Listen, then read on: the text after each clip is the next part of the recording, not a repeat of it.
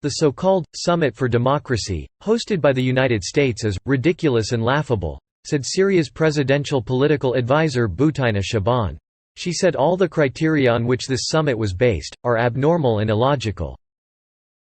أعتقد أنها محاولة فاشلة، لأن المعايير التي استندت إليها هذه القمة هي معايير مثيرة للسخرية وللضحك الحقيقة، والديمقراطية التي يتحدثون عنها لا علاقة لها بحقوق الإنسان وبواقع الإنسان وبالديمقراطية الحقيقية التي يحلم الناس بها للعيش بأمان ورفاهية. لذلك كل المعايير التي استندت إليها هذه القمة الديمقراطية هي معايير غير سوية، هي معايير غير منطقية، هي معايير ابتزاز وتدخل بشؤون الدول الداخلية.